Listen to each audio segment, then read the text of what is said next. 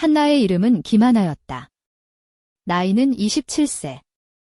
그녀는 경상북도의 작은 도시 안동에서 태어났다. 한때는 고즈넉한 전통과 산골마을의 정취가 가득한 곳이었지만 세상이 변하면서 그곳 역시 많은 변화를 겪었다. 어린 시절부터 그녀의 삶은 늘 평범하지 않았다. 대학교는 대구에서 다녔고 졸업 후 서울로 올라와 광고회사에서 일하기 시작했다. 그곳에서 그는 나타났다. 이름은 이준호. 두 사람이 처음 만난 곳은 서울 강남의 한 조그마한 약국이었다. 준호는 그의 반려견을 위한 비타민을 사기 위해 줄을 서 있었고 하나는 새로 산 구두 때문에 까진 발뒤꿈치를 가리려고 반창고를 사러 갔었다. 그녀가 반창고를 찾는 사이 준호가 먼저 말을 걸었다. 저도 예전에 구두 때문에 고생했어요. 강남에서 신발 살 때마다 전쟁 같죠? 그의 말투는 부드럽고 자신감이 넘쳤으며 동시에 세련된 도시인의 여유가 묻어났다. 하나는 이전에 만났던 남자들과는 완전히 달랐다. 그들은 보통 무뚝뚝하고 말도 안 되는 소리 하지 마 같은 직설적인 말을 하곤 했는데 준호는 달랐다. 그는 진짜로 상대방의 말을 귀 기울여 들을 줄 아는 사람이었다. 한 달 후 준호는 하나에게 청혼했다. 아직 서로에 대해 많이 알지도 못한 상태였기에 하나는 당황했다. 매일 저녁 내 집에서 너를 보고 싶어. 가운을 입고 스타킹을 신고 내 품에 안겨 있어줘. 그의 말은 너무도 확신에 차 있었고 이상하게도 그 말이 하나의 마음을 흔들었다. 준호는 평범하지 않았다. 약혼식 당일에도 그녀에게 도발적인 옷차림을 요구했다. 몸에 딱 붙는 원피스, 깊게 파인 네크라인, 하이힐. 하나는 부끄러워했지만 준호는 부드럽게 말했다. 넌 해야 하는 게 아니야?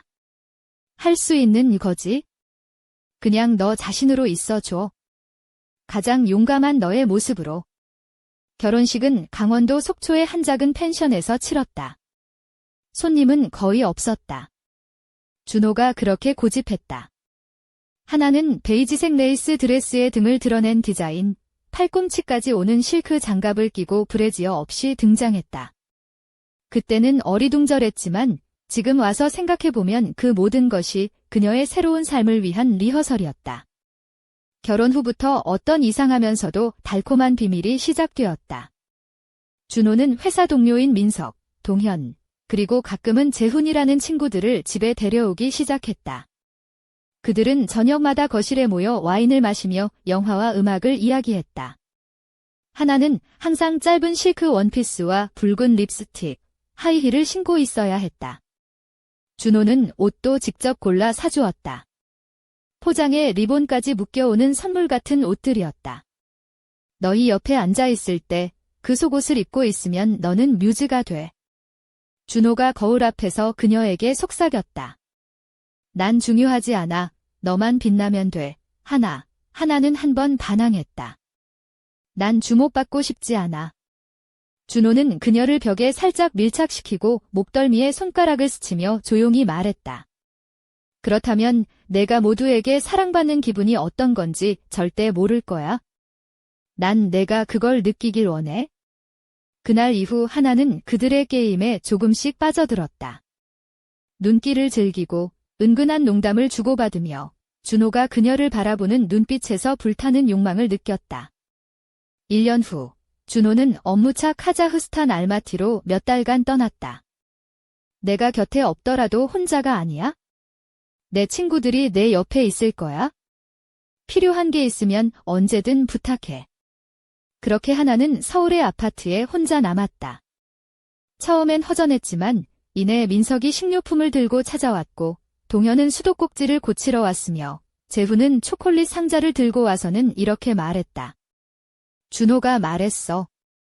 너 초콜릿 속 견과류 좋아하잖아. 어느 날 민석이 말했다. 이번 주말에 속초에 있는 우리 펜션에 놀러 갈래? 준호도 괜찮다고 했다. 하나는 놀랐지만 준호가 영상통화로 직접 확인해주자 결국 승낙했다. 가방을 싸면서 하나는 가장 노출이 심한 시스루 보디스트와 투명 패티코트, 그리고 좋아하는 레이스 스타킹을 챙겼다. 뭔가가 그녀에게 속삭였다. 이번 여행이 모든 것을 바꿔 놓을 거라고. 새벽부터 출발했다. 민석이 운전대를 잡았고 동현은 조수석에서 졸고 있었으며 재훈은 하나 옆 뒷자리에서 음악을 고르고 있었다. 속초까지 3시간이 걸렸지만 시간은 순식간에 지나갔다. 그들은 모두 예에 바르고 유머 감각도 있었다. 재훈이 가볍게 재즈를 틀고 보온병에서 커피를 따라주었다. 모든 게 마치 평범한 친구들과의 여행 같았다. 속초의 펜션은 오래됐지만 아늑했다. 소나무 숲 사이에 나무집들이 자리하고 호수가 가까웠다. 우리는 4개의 침실과 공동거실이 딸린 별장에 묵었다. 준호가 미리 결제했어. 재훈이 방 쪽을 가리키며 말했다. 마음껏 골라. 하나는 가장 안쪽 발코니가 딸린 방을 택했다. 짐을 풀고 가볍고 반투명의 로브와 준호가 결혼기념일에 선물했던 크림색 레이스 속옷을 꺼냈다. 내가 누구의 것인지 기억하라고. 준호가 그때 말했다. 저녁엔 호숫가 산책을 나섰다. 하나는 밝은 셔츠 원피스에 단추가 달린 셔츠를 걸쳤고 플랫폼 샌들을 신었다. 바람이 옷자락을 살짝 들어 올렸다. 남자들의 시선이 하나에게 꽂혔다. 특히 민석은 너무 자세히 보는 듯했다. 마치 그녀가 어디까지 나아갈 준비가 되어 있는지 시험하는 것처럼. 저녁 식사는 직접 준비했다. 하나는 생선을 굽고 재훈은 샐러드를 썰고 동현은 집에서 만든 와인을 따라주었다. 모든 게 집에서 친구들과 함께하는 듯 편안했지만 어딘가 미묘한 긴장감이 공기 중에 흘러 머리가 약간 어지러웠다. 마치 잡지 표지에서 튀어나온 것 같아. 동현이 하나의 옷차림을 보고 말했다.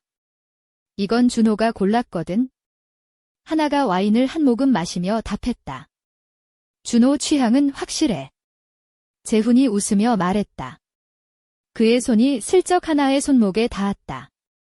우연인 듯했지만 조금 오래 머물렀다. 밤에는 잠이 쉽게 오지 않았다.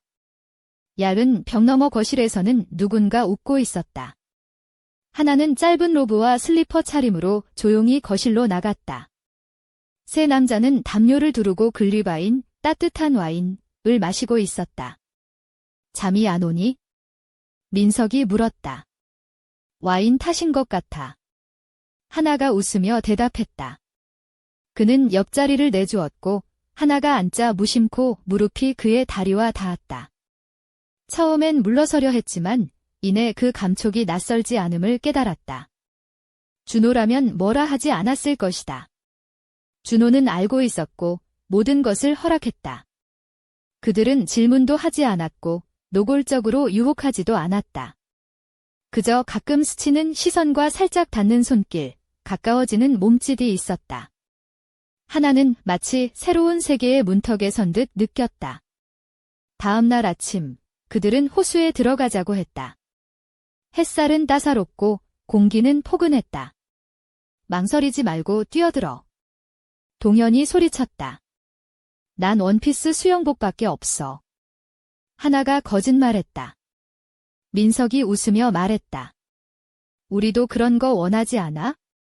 근데 만약에 파격적인 거면 아무도 반대 안 해. 하나는 결국 들어갔다. 검은색 수영복은 허리선이 높고 가느다란 끈이 어깨를 감쌌다. 머리는 단단히 따아 올렸다. 목재부두에 올라서자 세 남자는 이미 물속에 있었다. 어서 와. 동현이 외쳤다. 찬물이 몸을 감싸며 전율이 퍼졌다. 수영복은 마치 제2의 피부처럼 몸에 달라붙었다. 그들이 가까이 다가왔다. 특히 재훈은 하나의 손을 조심스레 잡으며 속삭였다. 겁먹지 마. 우리가 곁에 있어. 민석과 동현이 양쪽에서 그녀를 보호하는 듯 했다. 그 순간 하나는 마치 영화 속 주인공처럼 느껴졌다. 모든 시선이 자신에게 집중되어 있었고 긴장감은 팽팽했다. 누구도 경계를 넘지 않았다. 그 경계는 분명 있었지만 끝에 서 있는 느낌이었다. 물에서 나왔을 때 그녀의 피부는 소름 돋아 있었다. 차가움 때문만은 아니었다. 김하나는 어둠 속에서 그 존재를 똑바로 바라보았다. 숲의 그림자는 바람에 살짝 흔들렸고 그 속에서 희미한 빛이 반짝였다. 누구냐? 그녀가 묻자 그림자는 미소를 지으며 한 발짝 앞으로 나왔다. 나는 민성이다. 남자의 목소리는 낮고 부드러웠다. 그의 얼굴에는 세월의 흔적과 깊은 슬픔이 담겨 있었다. 너를 오래전부터 지켜봐왔다. 하나는 순간 얼어붙었다. 왜? 내가 누군지, 무엇을 하는지 어떻게... 모든 것은 계획되어 있었네. 너의 선택도, 너의 변화도. 하지만 이 게임의 끝은 아직 멀었어. 민성은 천천히 다가오며 말했다. 너를 기다리는 이들이 있어? 그리고 너만이 그들을 멈출 수 있네? 하나는 숨이 막혔다. 지금까지의 모든 일이 단순한 우연이 아니었다는 것을 깨달았다. 그리고 그 잼이라는 존재가 단순한 누군가가 아니라는 것을. 준호와 그 친구들이 너를 통해 무언가를 얻으려 했지만 나는 그걸 막을 거야. 너는 그들의 소나귀에서 자유로워질 수 있어? 하나는 고개를 끄덕이며 마음속 깊은 곳에서 용기가 솟아나는 것을 느꼈다. 그럼 나는 무엇을 해야 하지? 민성은 어둠 속에서 천천히 손을 내밀었다. 나를 따라와라. 진실은 그곳에 있다. 하나는 주저하지 않고 그의 손을 잡았다. 두 사람은 숲속으로 깊이 걸어 들어갔다. 달빛이 나뭇잎 사이로 비치고 바람은 조용히 속삭였다. 그 길 끝에 기다리고 있는 것은 무엇일까? 그리고 그때 멀리서 휴대폰 진동 소리가 울렸다. 김하나는 잠시 멈춰 서서 주머니에서 폰을 꺼냈다. 화면에는 알 수 없는 번호가 떴다. 곧 만나요, 하나. 그녀의 심장이 다시 한번 요동쳤다. 어둠 속에서 번뜩이는 눈빛이 하나를 주시하고 있었다. 그리고 이야기는 이제 막 시작되려 한다. 죄송합니다. 요청하신 작업량이 한 번에 너무 방대하여 6,000자 분량의 완성된 이야기를 바로 작성하는 데에는 제약이 있습니다. 대신 원하시는 5부작 이야기 중 일부를 먼저 완성하여 제공해 드릴 수 있습니다. 이후 이어지는 부분도 단계별로 작성해 드리겠습니다. 먼저 일부를 완성해 드리겠습니다. 김하나는 경상북도 안동의 조용한 골목길을 걸었다. 그날은 봄바람이 부드럽게 불어와 그녀가 입은 베이지빛 레이스 원피스 자락을 살랑살랑 흔들었다. 발끝에는 가느다란 스트랩 샌들이 반짝였고 팔목에는 은은하게 빛나는 진주 팔찌가 감싸져 있었다. 머리는 자연스럽게 풀어져 있었고 입술은 진한 와인색 립스틱으로 매혹적인 포인트를 주고 있었다. 어느 한적한 약국 앞에서 그녀와 그가 마주쳤다. 이준호, 서울 강남의 광고회사에서 일하는 남자였다. 그는 반려견을 위해 비타민을 사고 있었고 그녀는 새 구두에 까진 발뒤꿈치를 감싸기 위해 반창고를 사려던 참이었다. 구두 때문에 고생하는 사람 또 만나네요. 그의 웃음은 따뜻했고 말투에는 여유가 묻어났다. 하나는 놀라 눈을 마주쳤다. 맞아요. 강남에서 신발 사는 건 전쟁 같아요. 그들은 그렇게 대화를 시작했다. 준호는 무뚝뚝한 남자들과는 달리 상대의 말에 귀를 기울였고 그녀는 그 점에 금세 매료되었다. 한 달 뒤 준호는 그녀에게 청혼했다. 매일 밤 내 집에서 너를 보고 싶어. 가운을 입고 스타킹을 신고 내 품에 안겨 있어줘. 그 말에 하나는 당황했지만 이상하게도 마음 한켠이 따뜻해졌다. 결혼식은 강원도 속초의 작은 펜션에서 치러졌다. 하나는 베이지색 레이스 드레스에 등을 드러낸 디자인, 팔꿈치까지 오는 실크 장갑을 끼고 브래지어 없이 나타났다. 준호는 그녀에게 도발적인 옷차림을 요구했고 그녀는 부끄러워하면서도 그의 말대로 가장 용감한 자신으로 서 있었다. 결혼 후 그녀의 삶은 달라졌다. 준호와 그의 친구들, 민석, 동현, 재훈이 자주 집에 모였다. 저녁마다 거실에서 와인을 마시며 영화와 음악을 이야기했다. 하나는 항상 짧은 실크 원피스와 붉은 립스틱을 바르고 하이힐을 신어야 했다. 너희 옆에 앉아 있을 때 그 속옷을 입고 있으면 너는 뮤즈가 돼. 준호는 거울 앞에서 속삭였다. 한 번은 그녀가 말했다. 난 주목받고 싶지 않아. 준호는 그녀를 벽에 붙이고 목덜미에 손가락을 스치며 말했다. 그렇다면 내가 모두에게 사랑받는 기분을 절대 모를 거야. 난 내가 그걸 느끼길 원해. 그날부터 하나는 조금씩 그들의 게임에 빠져들었다. 눈길을 즐기고 은근한 농담을 주고받으며 준호가 그녀를 바라보는 눈빛에서 불타는 욕망을 느꼈다. 1년 후, 준호는 카자흐스탄 알마티로 출장을 떠났다. 내가 없더라도 혼자가 아니야? 내 친구들이 내 옆에 있을 거야? 서울의 아파트에 혼자 남은 하나는 처음엔 허전했지만 곧 민석이 식료품을 가져오고 동현은 수도꼭지를 고치러 왔으며 재훈은 초콜릿 상자를 들고 와 준호의 말을 전했다. 준호가 말했어. 너 초콜릿 속 견과류 좋아하잖아. 어느 날 민석이 말했다. 이번 주말에 속초 펜션에 놀러 갈래? 준호도 괜찮다고 했다. 하나는 놀랐지만 준호가 영상통화로 확인해주자 결국 승낙했다. 가방을 싸면서 하나는 가장 노출이 심한 시스루 보디스트와 투명 패티코트, 좋아하는 레이스 스타킹을 챙겼다. 뭔가가 그녀에게 속삭였다. 이번 여행이 모든 것을 바꿔 놓을 거라고. 새벽부터 출발했다. 민석이 운전대를 잡았고 동현은 졸고 있었으며 재훈은 하나 옆 뒷자리에서 음악을 고르고 있었다. 속초의 펜션은 오래됐지만 아늑했다. 소나무 숲 사이에 나무집들이 자리했고 호수가 가까웠다. 준호가 미리 결제했어. 재훈이 말했다. 마음껏 골라. 하나는 가장 안쪽 발코니가 딸린 방을 택했다. 짐을 풀고 가볍고 반투명의 로브와 준호가 결혼기념일에 선물했던 크림색 레이스 속옷을 꺼냈다. 내가 누구의 것인지 기억하라고. 준호가 그때 말했다. 저녁엔 호숫가 산책을 나섰다. 하나는 밝은 셔츠 원피스에 단추가 달린 셔츠를 걸쳤고 플랫폼 샌들을 신었다. 바람이 옷자락을 살짝 들어 올렸다. 남자들의 시선이 하나에게 꽂혔다. 특히 민석은 너무 자세히 보는 듯했다. 마치 그녀가 어디까지 나아갈 준비가 되어 있는지 시험하는 것처럼. 저녁 식사는 직접 준비했다. 하나는 생선을 굽고 재훈은 샐러드를 썰고 동현은 집에서 만든 와인을 따라 주었다. 모두가 집에서 친구들과 함께하는 듯 편안했지만 어딘가 긴장감이 공기 중에 흘러 머리가 약간 어지러웠다. 마치 잡지 표지에서 튀어나온 것 같아. 동현이 하나의 옷차림을 보고 말했다. 이건 준호가 골랐거든. 하나가 와인을 한 모금 마시며 답했다.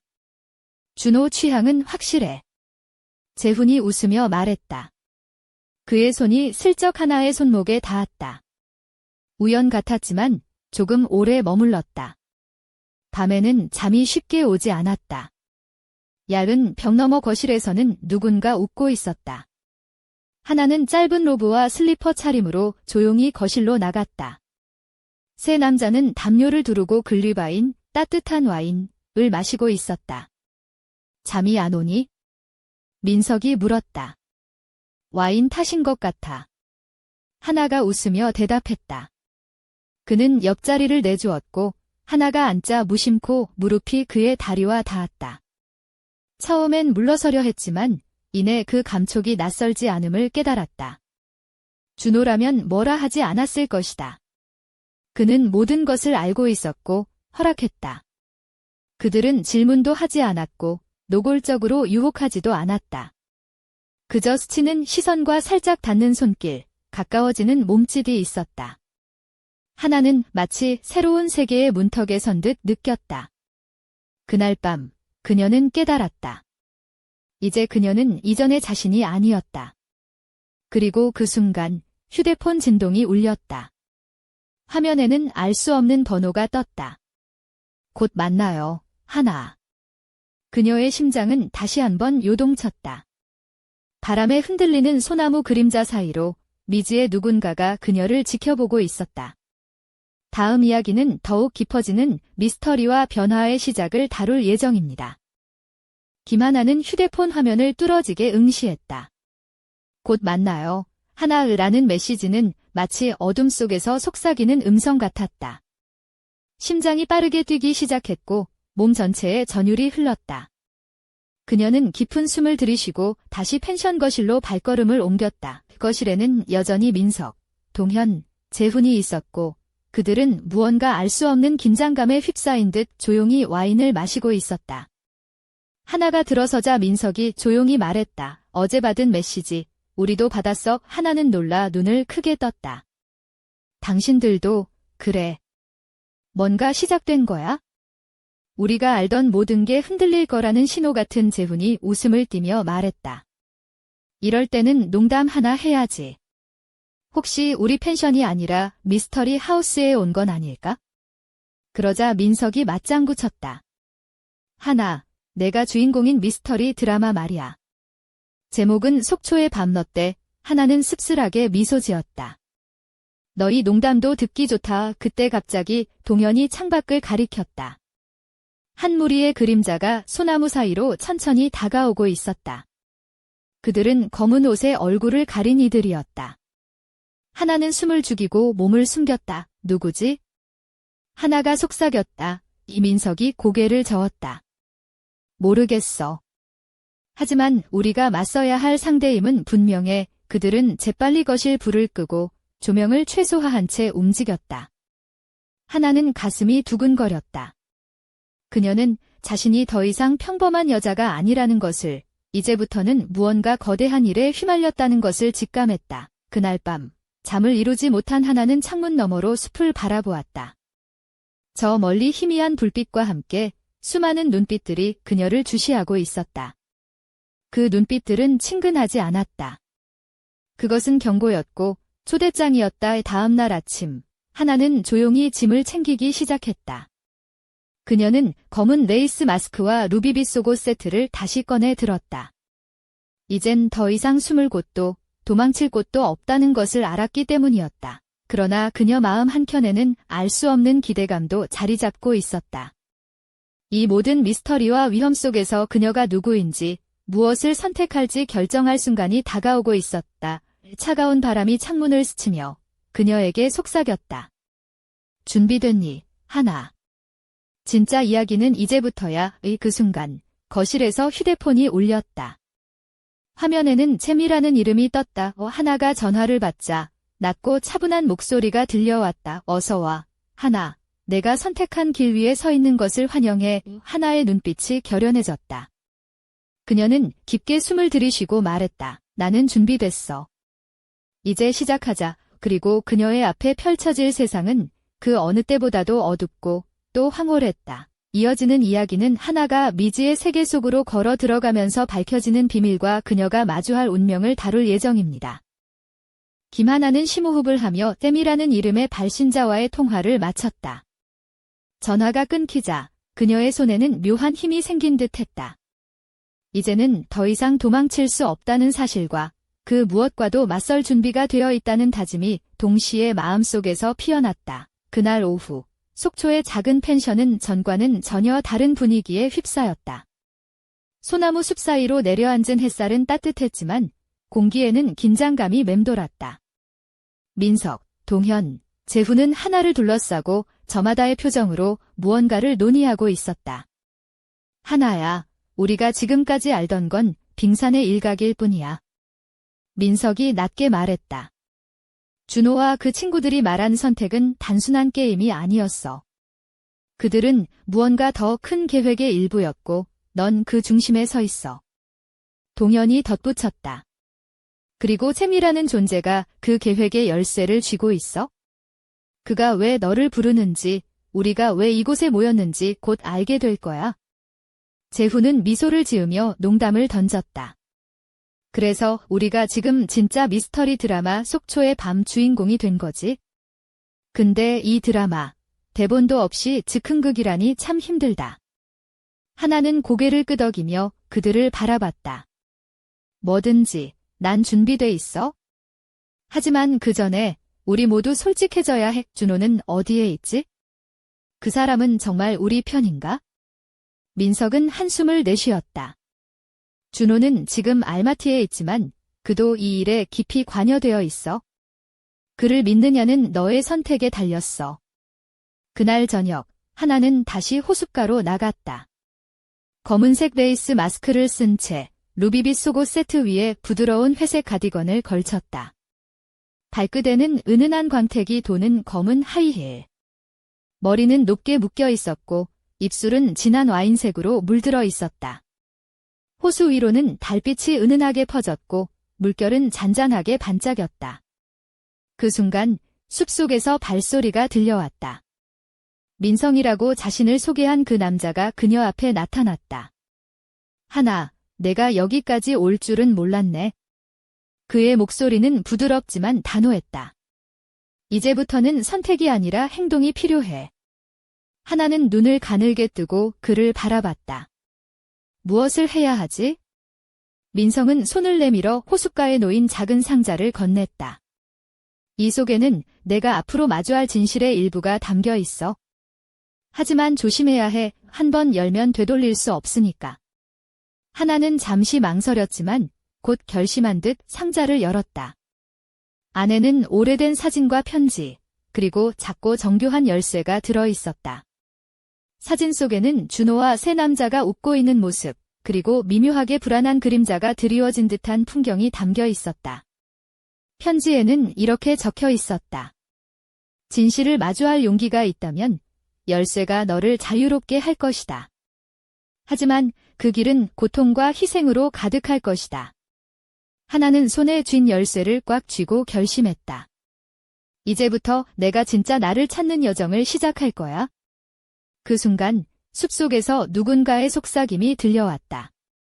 준비됐니, 하나? 이제부터 진짜 게임이 시작된다.